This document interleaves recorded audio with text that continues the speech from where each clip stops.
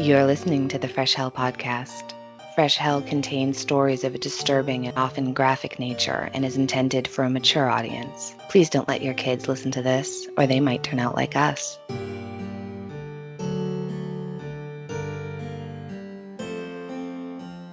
Hi, I'm Roseanne, host of the California Dreaming Podcast, a show that delves into the darker side of the not-so-golden state. Together, we will visit some of the most unhinged and chilling crimes that ever shook California and beyond. Join me as I take you on a journey into a new story each week with a different backdrop from all around California, from the bright lights and glamour of Hollywood to the picturesque and tranquil wine country. No crime, no town, nobody is off limits. Listen to California Dreaming on the Orbital Jigsaw Network or anywhere you listen to podcasts. Hi, and welcome back to Fresh Hell Podcast. My name is Annie, and I'm in windy Boston. And I'm Johanna from Vienna, Austria, and you just heard Roseanne Sinclair from California Dreaming. She does a wonderful job covering cases from the Golden State, California. For example, she just did a 6-episode deep dive into the Andrew David Bagby and Zachary Andrew Turner case. I don't know, if you watched the documentary Dear Zachary, then you will know what I'm talking about. Yes, I watched that a while ago, and it was devastating. Is there anything we need to mention before we get into today's episode? Yes, I have a correction. So it was either in the episode about the Crawford family murders or one just when we were talking about it, but it seems I said Port Arthur at one point rather than Port Campbell. And I'm sorry about that. Port Arthur is another really horrific and sad story, but Port Campbell is the area where the Crawford car was found. And also Port Arthur is in Tasmania, and I really would very much like to visit both places for the scenery and the devils. I don't know if you can hear that, but it just started pouring here, which is great because it's been so dry. But if you can hear it in the background, that's pouring rain down here. My house sounds like it's about to launch into the air, like Oz style. It is so windy here and pouring rain. So it's for a change. Usually it's a little bit different at least, but today we've got very similar weather. Alright, if you listened to last week's episode, you might remember us saying how hard it is at the moment to choose a topic for our episodes. We really don't want to bum you guys out even more, so Annie had the great idea to talk about cases of isolation. Yes. How did people get into these situations, and how did they handle being isolated? I think this is something that all of us can relate to, at least a little bit at the moment, but these stories will maybe help to give you a little bit of new perspective. We know things suck right now, but things could always be worse. Much, much worse. And please don't misunderstand, it's not schadenfreude. We don't take any pleasure in the suffering of other people, but it's just more a sense that misery loves company on a global scale. And I think also, for me, it keeps me mindful of remaining thankful, which is important. Mm-hmm. Agreed, yeah. There are several big and rather famous stories of people being isolated that are on our list to cover at one point or another. I would love to talk about Caspar Hauser, for example, or the Erebus and Terror expedition. Annie, would you like to start? Yes, I would love to tell you about Ada Blackjack, who was an Inupiat woman. She was born in 1898 as Ada Delatuk, I believe, in Spruce Creek, Alaska, which is north of the Arctic Circle and close to Nome and Solomon, and it is part of the Nome census area. Nome is where the famous Iditarod sled race ends. These days, there are only about 3,500 people who live in this area, and today no one lives in the Spruce Creek area that Ada was from. So you can imagine you would feel pretty lonely and isolated in this area during the best of times. Also, it's cold, really cold. So in the summer, I think I read that the high in the summer is like 59 Fahrenheit. So you would still need a sweater, maybe. And then from November to March, it almost never gets above freezing. So cold. You would think that being born in this area that Ada would have been really good at hunting and survival and things that the native peoples are known for, but no. Ada was raised in a family of Methodist missionaries, and so she was taught to speak English and read English just enough to be able to study the Bible, and of course how to cook white people food, so clean, and, take care of the house. So she was basically raised as a live-in housekeeper. At the age of 16, she married a man named Jack Blackjack. That's a great name. It's Right? almost as great as, what was it, Erasmus Dribbling Trout Shoe? Yes, dribbling, I think. It's just, with a name like that, you'd picture him to be like the owner of a gambling hall, or, Yeah, at you know, least. I'm imagining some kind of very fancy mustache with, like, mustache products required to maintain it. I don't know.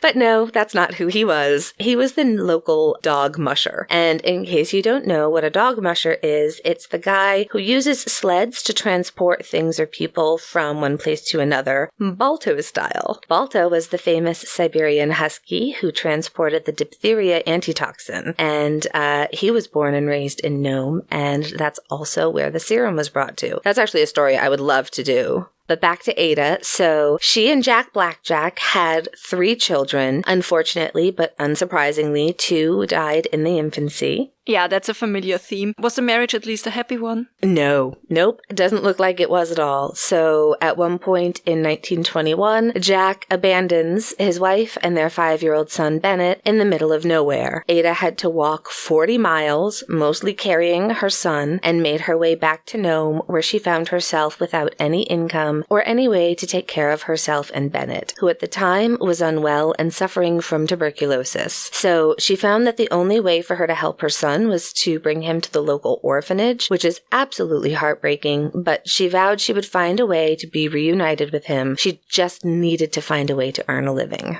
Okay, let me guess. This is the part where the isolation thing is going to happen? Exactly. So Ada had heard about a job opportunity. An Alaskan Native woman was needed who could sew and speak English.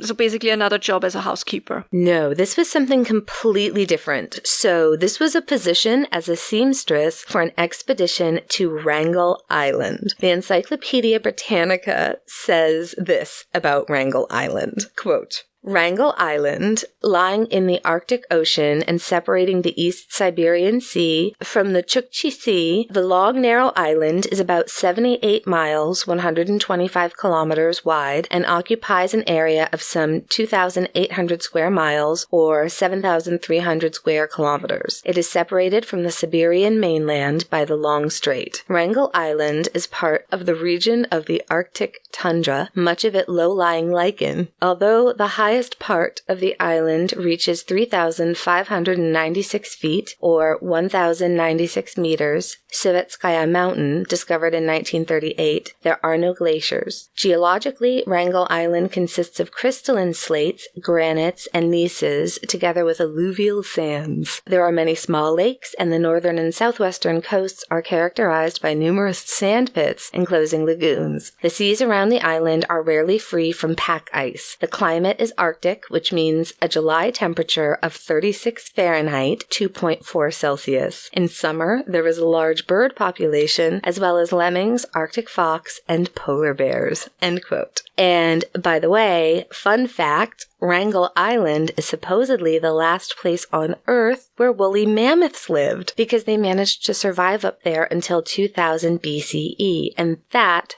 is another fascinating topic for another day.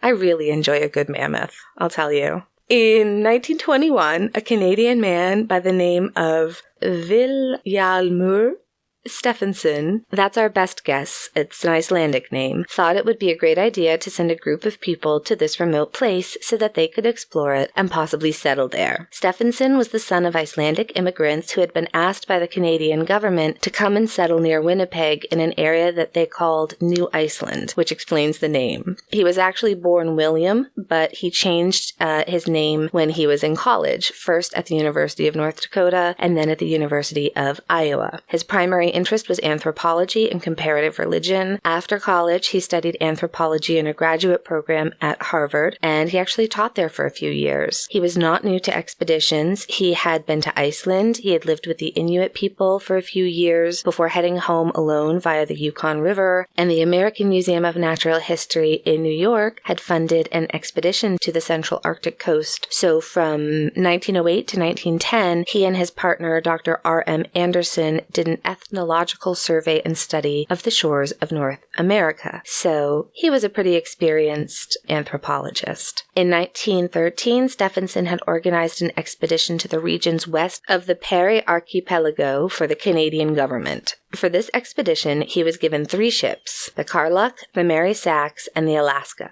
Unfortunately, the main ship, the Karluk, got stuck in the ice. Stephenson, along with 5 other expedition members, left the ship with 14 dogs and 2 sleds to do some hunting for the crew. It seems some of the crew thought this move was not altogether altruistic and that he'd left to avoid being carried off by the slow-moving pack ice, which is exactly what happened. So, just 2 days after he left, the ship was moved rapidly to the west, making it impossible for Stephenson's team to find and reach the ship again. So instead, he and his team headed along the coast to meet up with the rest of the team and the other ships, and hopefully send help back.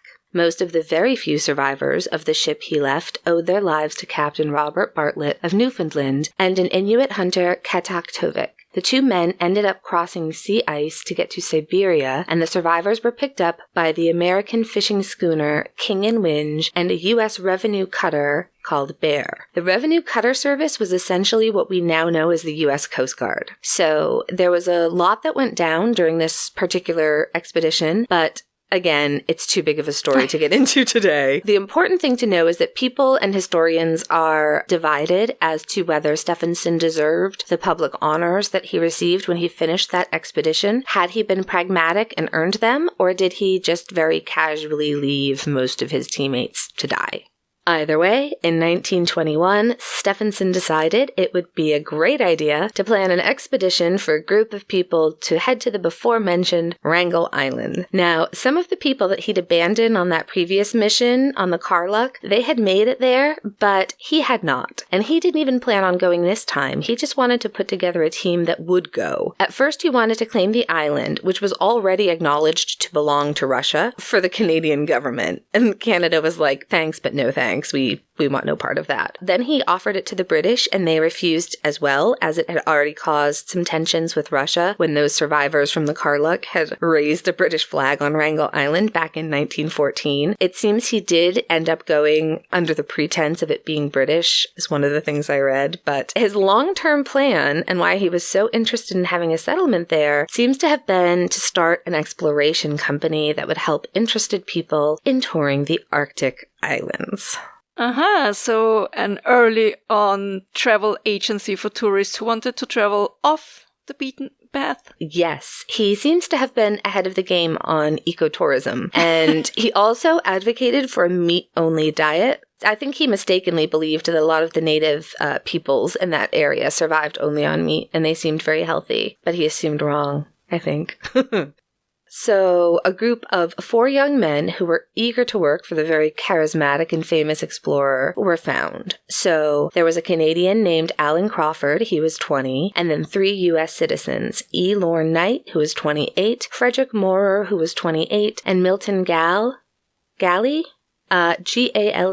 so Gally or Gal, he was 19. Stephenson had selected the team based on their education, but they were all horribly inexperienced when it came to survival in the harsh Alaskan wilderness, except for Fred Moorer, who was one of the survivors of the Karluk. They still, however, needed a cook and a seamstress, and a very desperate Ada applied for the job that promised her the unbelievable sum of $50 a month, and she got the job. The thing, though, is that she had no idea how hard the expedition was going to be. She thought that she was going to be one of a larger group of native peoples who were supposed to go with the group. Now, I'm not totally sure if the others had backed out shortly before the expedition, or if that was in fact misinformation and that no other native people had ever been hired and she'd just been lied to. I found both in different sources, but either way, Ada was still stuck with the job because there really just was no other way to earn enough money for her to be able to bring her son back home from the orphanage. Also, the expedition was supposed to only last for 6 months, so how bad could it really be? All right. On September 9th, 1921, Blackjack boarded the Silver Wave with Crawford, Knight, Moorer, and Gal, and they reached their destination, and the group of 6 was left on the 15th of September, 1921, on Wrangel Island. Okay, stop for a moment. 6? So that's 4 men, that's Ada, that's 5. Yes, you're right. What I didn't tell you yet is that they also brought a cat with them named Vic. That's an interesting choice. Yes, and Vic was a lady cat. Her name was actually Victoria, but she wasn't the kind of cat that insisted that you use her full name. You know, she was pretty laid back about that sort of thing. When the Karluk had gone on the expedition back in 1913, they also had a cat on board. For those of you who didn't know, and I'm not sure that I knew this totally before researching for this case, but it is or was very common to have a cat on board of a ship to get rid of mice and rats, and of course the cat was also a lovely distraction for the seamen. So over time, cats became mascots and bringer of good luck for the ships and their crews. So the Karluk had a cat named Niagara Rock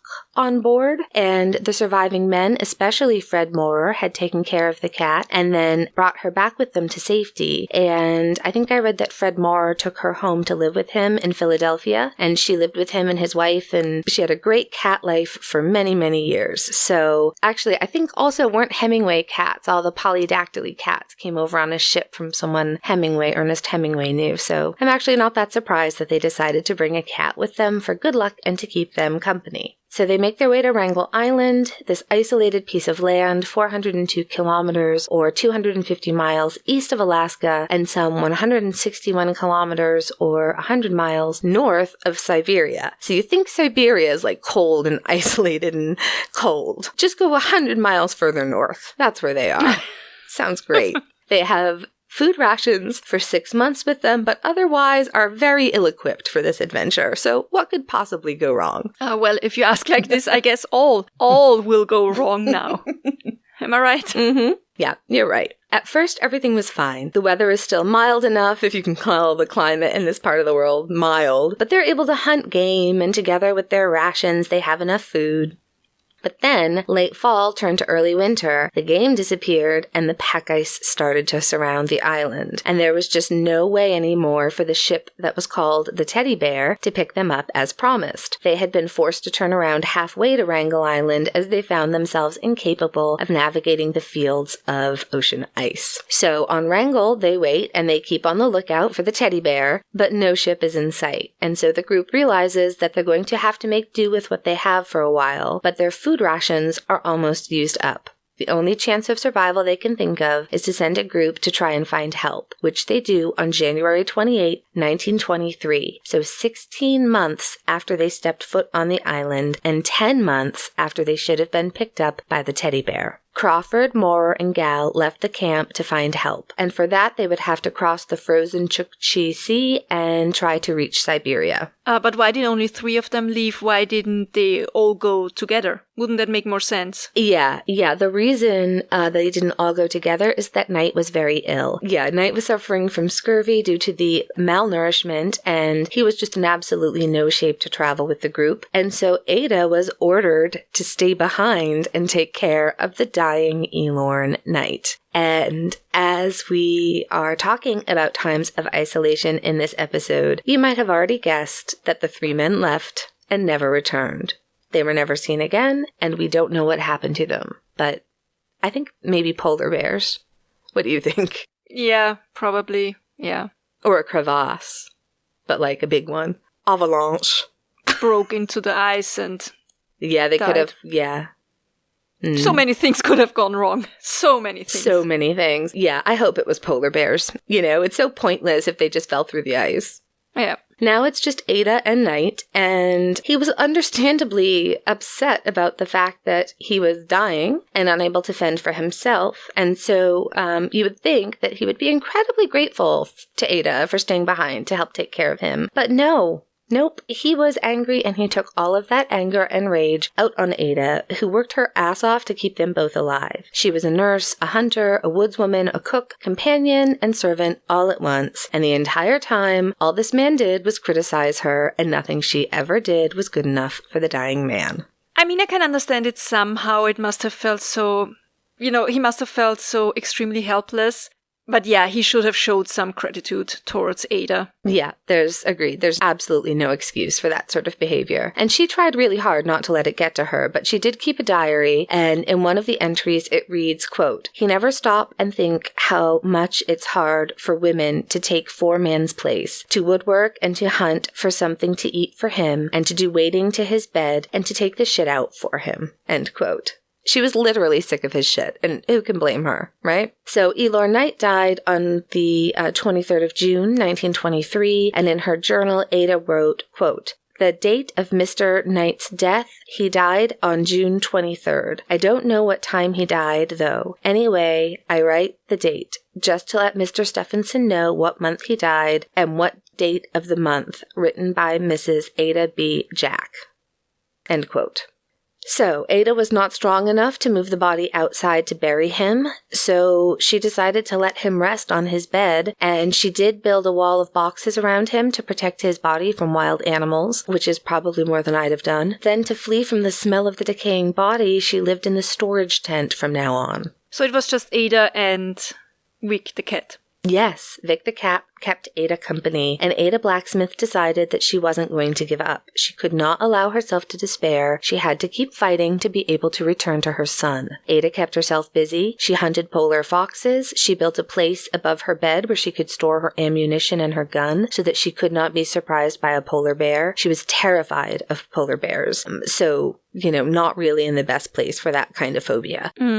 It's just, I don't mean to laugh about it, but can you imagine us in No, don't even say it. No, I'm not going to say it.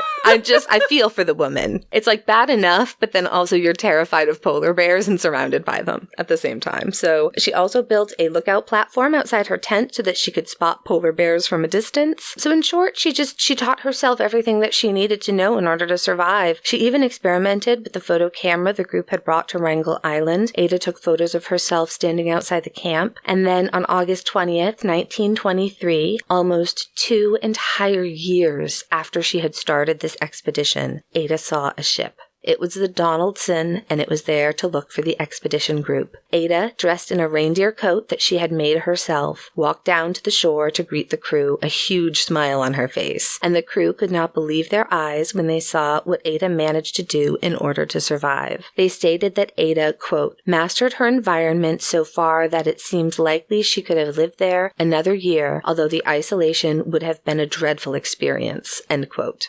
When Ada returned to Alaska, she found herself in the center of media attention. At first, she was called a hero and a real-life female Robinson Crusoe, but when the introverted Ada shied away from all the media frenzy, she was faced with a smear campaign against her character. How she had abandoned Knight and that she had refused to take care of him, for example. And her not being white doesn't help this. Stephenson made a lot of money by profiting from this tragic expedition, an expedition that he had sent out into the wilderness with little to no equipment. But Ada did not only see nothing of the media money, she was not even paid her full salary as promised. However, she was reunited with her son Bennett and was able to pay for his tuberculosis treatment, but the disease was already too advanced and he really never recovered. He suffered for the rest of his life from the effects and died in 1972 at the age of 58. Ada Blackjack died 11 years later on May 29, 1983 at the age of 85 in a nursing home in Anchorage, Alaska.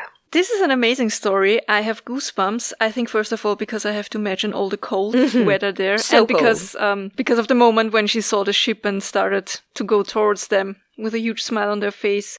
I can't believe they never made a movie out of the story. I know. Hollywood never really comes calling, though, do they, for stories of Native people as heroes, do they? Hopefully that's changing and keeps changing. But yeah, it's a great story. We will pause here for a moment for a word from our sponsor for this week's episode, Podcorn. Especially if you are new to podcasting, finding the right sponsor for your show can be, let's say, quite overwhelming. Podcorn is there to help podcasters to connect with sponsors. You can easily find companies your audience would be interested in. You can set your own rates and choose how you would like to incorporate the sponsor into your podcast. From a simple ad to a more elaborate discussions, interview segments, or giveaways. Podcorn gave us the opportunity to work with interesting brands, and it makes the process really easy. Choose a company you would like to work with, send in your proposal, and chat with your sponsor directly in your online workroom. And the most important part for us podcasters, you don't give up any rights to your creative work. Podcorn is there to support you and your podcast. If you are interested in connecting with brands via Podcorn, just click the link in this episode's description and it will take you to www.podcorn.com, where you can set up an account for free to start browsing all available sponsorships. Alright, I would like to talk about the Japanese soldier Lieutenant Hiroo Onoda, or to be correct, Lieutenant Onoda Hiroo, because in Japan the last name is named first and the first name is last. I hope that makes sense how I explain it. For example, Yoko Ono would actually be Ono Yoko in Japanese. Yes. So, this story starts with World War II. But it doesn't end with it. So we all know that World War II started in 1939, on 1st of September 1939 to be exact, with the German invasion of Poland. And 2 days later, the UK and France declared war on Germany. And we know that Japan joined forces with Germany and Italy in 1940 through an alliance known as the Rome-Berlin-Tokyo Axis. It would go a bit far here to talk about all the reasons why Japan even played part in the war that was started by the Germans, or by an Austrian via Germany if you want to. But it goes back to the Japanese expansionism of the 1920s, which is very similar to the German plan of expanding their power over Europe, and the 1932 invasion of Manchuria, which is a Chinese region, making it the Japanese puppet state Manchukuo, with the last emperor of China, Pu Yi, on the throne. Manchukuo existed until the end of World War II, and it was one of the most brutally run regimes with unbelievable terrors against the native population. At one point, I would really love to make an episode about Pu Yi. I think I read his autobiography and the book by his British tutor, Reginald F. Johnston. I don't know, at least 10 times, easily. Highly fascinating. If you're interested in hearing about it at one point, it would be my absolute pleasure to talk about it. You and my dad are going to get along so well. So, please continue. I think so too. I can't wait to meet him. Yeah, you have a lot of the same historical interests. I think it'll be fun. Alright, so Germany started World War II, UK and France were fighting against Germany, Japan and Italy were on the side of Germany, but the US hadn't yet joined the war. They had, however, renounced the trade treaty with Japan in 1939 and had sanctioned Japan with an aviation gasoline ban in 1940. That's not good for a country trying to expand their power over most of the Asian continent, so we all know what happened next. Yes, the Japanese attack on Pearl Harbor on 7th of December 1941 that killed 2,403 US soldiers, 65 Japanese soldiers, and left over 1,700 people wounded. Was it the largest attack on US soil until 9/11? Do I remember that right? Yep, I believe that is correct. We were actually going to tour the site at Pearl Harbor when we did our Hawaii cruise a couple of years ago, but we ended up making friends on board, and long story short, he was English Navy, and he'd been very ill for a while and made a recovery, and so we met like the first day of the cruise and hit it off. They traveled so last minute, though, that they weren't able to get tickets to do the USS Arizona, and so we had tickets to the USS Arizona in the Mighty Mo, so we gave them our tickets, and we did a helicopter excursion instead. So I've flown over it, but I haven't actually done the museum. But yeah, I think that's right. You can still see the sunken ships, right? You can. You can see a whole bunch of sunken ships from the air. You can see them with a lot more detail than I thought. I'll post some pictures. It was really interesting to see. It's so interesting as a European when you talk about World War II. You barely ever talk about the Pacific side of the war. It's all about Europe. That's very true. Yeah. You know what I mean? We do. never really... I mean, we know there was the Pacific War and that the World War II lasted until Japan surrendered, but it's just not on our mind. Well, and I think that's the case with a lot of Americans as well. Like when George Takei talks about growing up in a Japanese internment camp, and a lot of people here wouldn't probably know what he was talking about, because World War II is very centric on Europe for sure. Yeah. Alright, so the US of A enters World War II, and this marks the beginning of the Pacific War. And that one lasted from 7th of December 1941 until 2nd of September 1945, which finally ended World War II. And finally, with the start of the Pacific War, we get to our main character, Lieutenant Onoda Hiroo. He was born on 19th of March 1922 in Kainan as the fifth of a total of 7 children, so he had 4 brothers and 2 sisters. Oh, he was born on the same day as my husband and 2 of my best friends, and 3 years to the day after New Orleans had to jazz it. March 19th. The 19th of March is a reoccurring theme in our episodes.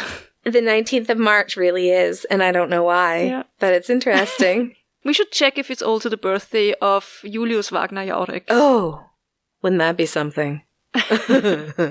When Hiroo was 18 years old, so in 1940, he was enlisted in the Imperial Japanese Army Infantry and sent to the infamous Nakano School. So this school was the training center for military intelligence operations, military spies.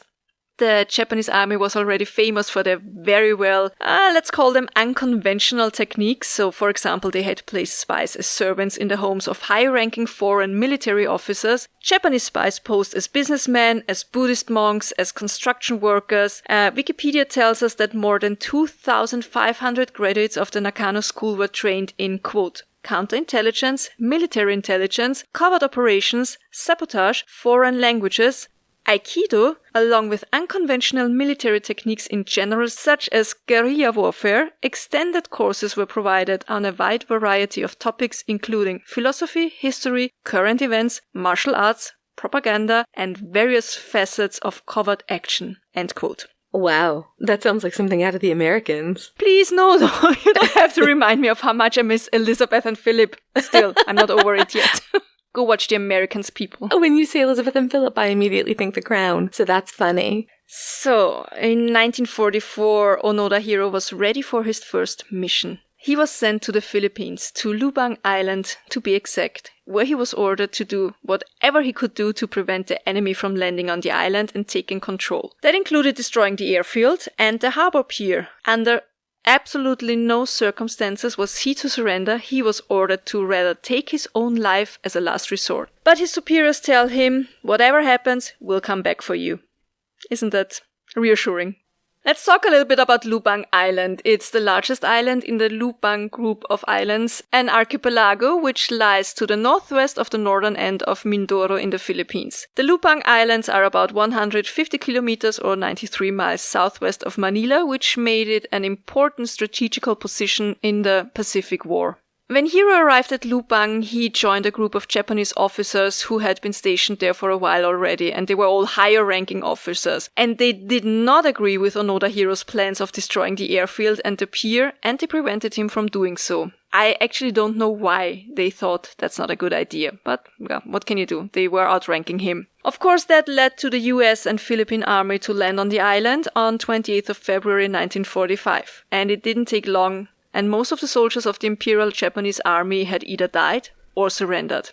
But Hiroo and 3 of his subordinates, that was Private, and I'm sorry if I'm butchering the Japanese names, Private Yuichi Akatsu, Corporal Shoichi Shimada, and Private First Class Kinshichi Kosuka. So the 4 of them could avoid being captured and hid out in the densely wooded mountains. From there, they started to carry out guerrilla attacks and shootouts. Yeah, here in America, we would say guerrilla warfare, guerrilla attack. So just in case anybody's wondering about the guerrilla, it would be guerrilla. Yeah. They did carry out attacks and shootouts, and then the war ended in September of 1945.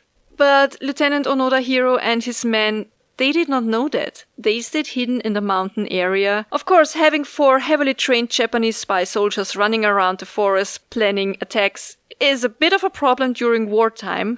But you really don't want that after the war has already ended, right? No, you really don't want that when the war has ended. It's inappropriate. So, what to do? It was decided that it might be a good idea to drop leaflets telling the soldiers that the war has ended and that they can come out now. The first time they found one of those leaflets was already in October of 1945. They had just shot a cow when one of the men saw a piece of paper lying nearby that read, quote, "The war ended on August 15. Come down from the mountains," end quote. Oh no. The 4 men studied the paper for a while and decided that it was nothing but a ruse. Of course the enemy would tell them that the war was over. They wanted to catch them. And that the US and Philippine army would use such a cheap trick to get them was a clear sign that the enemy feared the 4 well-trained soldiers. So they kept going. In 1949, one of the soldiers, Private Akatsu, had enough of this game of hide-and-seek and he simply walked away from the group. At first, he was not really sure of what he should do now, so he hid out all by himself for 6 more months before he surrendered to the Philippine army in 1950. Yeah. I just feel so bad I feel so bad for all of them. It's like, oh no. In 1952, so almost 7 years after the war had ended, it was decided that the soldiers might come out of hiding if they dropped more leaflets together with photos and letters of their families urging them to come home. Oh, yeah. Did that work? No, it did not. Oh. So the 3 remaining soldiers thought that this was an even more elaborate trick, and they stayed hidden. Wow. This is some intense paranoia. They've been trained for that. Yeah, no, that's true. They thought the enemy would try everything to get them to surrender, right? Sure, of course. It really does make sense, but at the same time, it's just so awful. In 1952, one of the soldiers, Corporal Shimada, was shot in the leg by a shootout with local fishermen, but Hiroo took care of him and nursed him back to health. And the soldiers figured that the war clearly is not over yet, otherwise nobody would be shooting at them. Which is a bit of a flawed logic, but okay. Yeah. I mean, they were shooting back, so... Exactly. Jeez. In 1954, Corporal Shimada was shot and killed by a search party that was sent up the mountain to look for them. Oh. So that left Lieutenant Onoda and Private First Class Kosuka for years. Oh. And years. And you get what I'm trying to say, so time passed. But the soldiers still thought that the war was not over and that they had to fulfill their mission. So they plunder pantries, they steal rice, cows, other livestock, and now and then they burn down the occasional rice fields. We are now in 1972, 19th of October. Onoda and Kosuka are out on yet another guerrilla attack. They are burning down freshly harvested rice, and the locals, they just had it with them. They call the police and a shootout ensues, killing Kosuka. Onoda Hiroo is now all alone. On 20th of February 1974, Lieutenant Onoda encounters a young Japanese man, the 25-year-old Suzuki no Ryo. He's an adventurer and explorer, and he has set out to find 3 things that are really hard to find. Okay. Lieutenant Onoda, a panda, and the abominable snowman, in that order. Oh, he's one of us. He is, yeah. It took Norio only 4 days to accomplish what many, many men before him could not do. He finds Onoda and he befriends him. I think 4 days is pretty impressive, actually. It's amazing. Yeah. Yes. And he asks him why he won't come out of hiding. The war is over.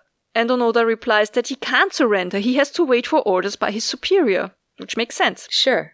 Suzuki no Ryo returns to Japan, tells the government that Lieutenant Onoda is awaiting his orders by his superior Major Taniguchi. Major Taniguchi, he has been retired for a long time already and he's now a bookseller. So the government calls him in. He must have been thrilled. And they say, you know what, you still have a guy out there, Philippine jungle, you have to go there and you have to issue orders for him. And so he does. He's flown to Lupang and he issues an order that states, quote, "First, in accordance with the Imperial Command, the 14th Area Army has ceased all combat activity.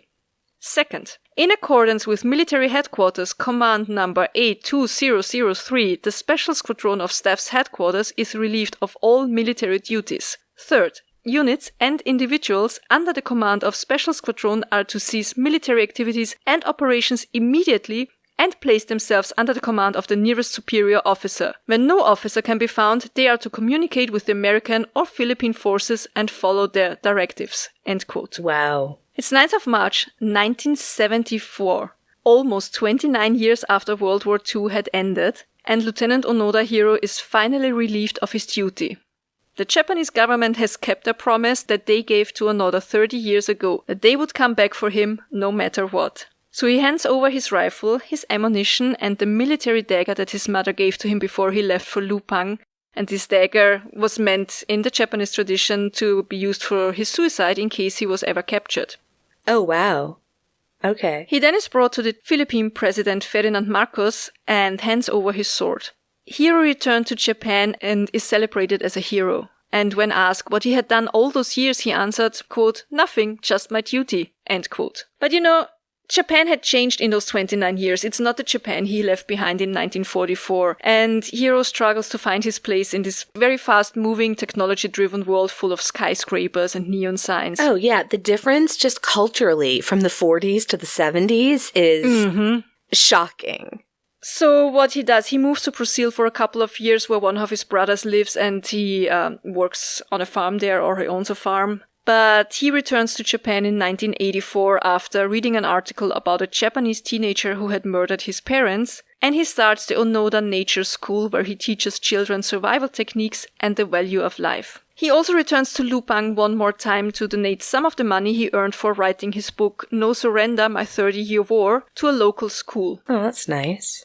And the Japanese government had also offered him a large sum, but Onoda Hiroo had refused. And when some people did send him donations, he gave all of it as a donation to a shrine, which I think is lovely. It's lovely, yeah. Onoda Hiroo died on 16th of January 2014 at the age of 92 from heart failure due to complications from pneumonia. Oh, and the explorer Suzuki no Ryo, the man who had set out to find Hiroo and succeeded, he died in 1986. He was killed by an avalanche, or how I like to call them avalanche, when he tried to find the Yeti. Oh, no. Oh, there's a lot to unpack there. First, I think perishing in an avalanche whilst hunting a Yeti, it seems like a very noble, but also very tragic way to go. Yeah. He died doing what he loved to do, I guess. Certainly. Yeah, fair enough. That story, it's like heartwarming, but it also makes me want to cry. It's such a long time to not only be isolated, but also to believe that you were literally at war, which is so stressful. Yeah, I just can't get over the fact that he didn't just walk away from it all. I mean, 30 years, it's such a long time. I hope he had at least somewhat of a happy life in the end. And I think he did. Yeah. As far as I remember, he even got married. Oh, good. I hope so. Also, just to, break it up a little. Can you imagine those poor local villagers? Like, can you imagine you move to a new place and you're meeting your neighbors? So you have the neighbors over for cocktails and hot dogs, as you do.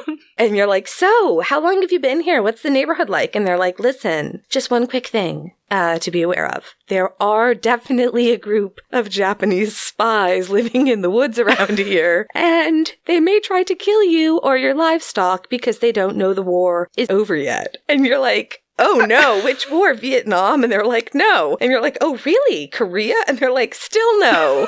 And then you learn that there are World War II trained spies hanging in the woods around your house. I mean, I don't mean to make fun, but my God, could you imagine? Look, depending on who wants to buy the property there, it could go either ways. It could be increasing or decreasing the value of the property. If you tell my husband that his next door neighbors are Japanese World War II military spies, he would probably pay double. I feel like stories like this are how legends begin, right? There's probably some super creepy legend that originated in the 40s on that island, and it's all down to these guys that were sneaking around at night with their shenanigans. But like serious shenanigans. If you think that Lieutenant Onoda was the only Japanese holdout, you are absolutely mistaken. He was not even the last one to surrender. No. The last one was Private Teruo Nakamura. He was a Taiwanese-born soldier, and he was discovered by the Indonesian Air Force on Morotai and surrendered to a search patrol on December 18th, 1974. Wow. Nakamura, he didn't speak Japanese or Chinese, and he was the last confirmed holdout that was discovered 29 years, 3 months, 16 days after the Japanese surrender. Wow. Yeah, but there have been several more reported during the 80s and 90s. After 1974, no other Japanese holdout could be located, but it looks as if there were like 2 confirmed cases in the 80s, but they didn't find them anymore. They knew they had to be there somewhere, but couldn't locate them. The stories during the 90s, it looks like they were made up by the locals to, attract tourists. Oh, sure. What's not? Tourists from where? Like who? Who are these tourists? And are they listening to the podcast? Probably. That was fascinating. Thank you. That was really good. Really good. Speaking of good, something good this week was tough. This has been a really tough couple weeks for me. I'm very, very grateful to my friends and family right now because this is a hard time to grieve. We lost my mom about 3 weeks ago, and you don't really realize how much making those final plans helps get through the grieving process. And so I just want to send my virtual, big squishy hug to anybody listening who has lost somebody while all of this is going on, because it's a very strange and surreal time to be grieving. We can't, a lot of us aren't able to have the final, like the Catholic funeral for my mom. We have to wait on that. And I know I'm not the only one who's alone sort of dealing with this, as well as the stress of what's going on, for people's health and all of that. And people have just been really lovely, especially Paul, who has not yet gotten annoyed by the fact that I've just been constantly crying for 3 weeks. And thank you, Johanna, for helping us stay on track while I've just been having a bit of a, it's understandable, but still it's frustrating to be, I'm annoyed by my own grief. I think I told you I would be worried about you if you... Yeah. It's my brain's a little mushy this month. I'm not firing on all my... Listen, I stopped firing on all my cylinders 15 years ago, and now more of them are shutting down, but it's fine. I'll get to a mechanic when things simmer down and hopefully get better. How about you?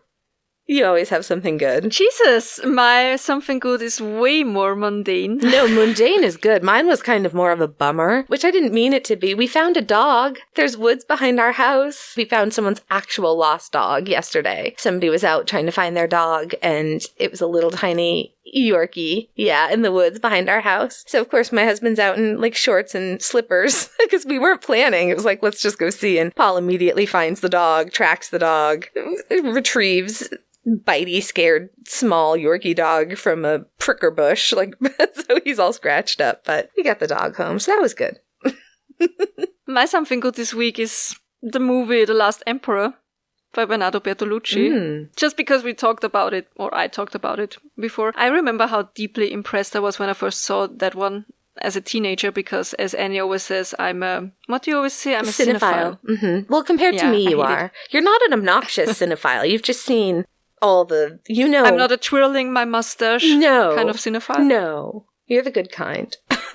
I saw that movie and I immediately tried to get my hands on the book. I think the English title is The Last Manchu, which is the autobiography by Puyi, and then, of course, the book Twilight in the Forbidden City by his tutor. Highly, highly fascinating life story. Please watch the movie, read the books, and... Ever since I was a teenager, I had a visit of the Forbidden City on my bucket list. And when I was a flight attendant, I really got to fly to Beijing once. And I went to the Forbidden City. Amazing. Unfortunately, this was before we all had smartphones with us all the time. I think some of my colleagues did take some photos, but I don't have any of it. Doesn't matter, I will never forget. Walking through the Meridian Gate first, and then through the Gate of Supreme Harmony, and then towards the Hall of Supreme Harmony. All of you out there who were able to cross a huge thing off their bucket list yet, that they dreamed of for years, will know exactly how I felt. Unbelievable. The only other time so far that I felt remotely close was when we drove through the Gates of Graceland, which was also on my bucket list, and I could cross it off. They were both deeply spiritual. I love Elvis. I'm sorry. I'm not ashamed of saying it. No. Also, another thing I can recommend is the movie Empire of the Sun. Oh, yeah. That's a really good one by Steven Spielberg with very, very young Christian Bale. Go check it out. It's really good. Yeah, I probably haven't seen that since right around when it came out. Speaking of a very young Christian Bale, have you seen Newsies? I don't know. There's a movie that Christian Bale is when he was young. It's like a Disney musical called Newsies. He sings. Oh, I think, yeah. Yeah, he does lots. I think it's him doing his own singing. And it's a really bad accent. But it's a delightful film. And I was obsessed with it. Whatever that year that came out, probably my freshman year of high school or something, I was a sophomore, just super musical theater nerd. So it was a very Newsies year. And that's how I found Christian Bale. Yours is less embarrassing to admit in public. So yeah, because I'm a cinephile. That's right. That's the difference between you and I. You're Empire of the Sun. I'm Newsies. Yeah. All right. Well, thank you so much for listening. We hope you enjoyed these stories of people who maybe had it a little bit worse off than either of us certainly do at the moment. I mean, I can hear people say, well, at least they were allowed to go outside. Yeah. I'm sure Ada Blackjack was really freaking thrilled to be outside in the Arctic tundra, surrounded by fucking polar bears. I bet that was super fun. Yeah. It's going to be okay. It's not forever. I know staying in is harder for some than for others, but we're going to get through it. It's all going to be all right. Thanks for listening. If you're bored, come check out our Facebook group. You can always chat there. Oh, by the way, we have a lovely listeners of ours, Alex. He made a Discord server for us where we try to have a voice chat every Sunday. I failed miserably yesterday because my connection was down. I hope to do it next Sunday. I will post a link to it on our webpage, freshhellpodcast.com, and you find it in our Facebook group. Please come and join, or just follow us on Instagram and Twitter. Yeah, we got a very nice note. So shout out to Anna. Thank you for the really lovely note from you. Say hi to all the dogs for us. And if you enjoyed this episode, or any of our episodes really, if you could take just honestly 15 seconds of your time and just leave the quickest of positive reviews, it would make our day, and we would really appreciate it. If you've got another weird friend who you think might enjoy our stuff, that would be great. Say hi to your pets from us. Of course, say hi to your pets from us, now more than ever. And if you're going through hell, keep going. Tschüss. Bye.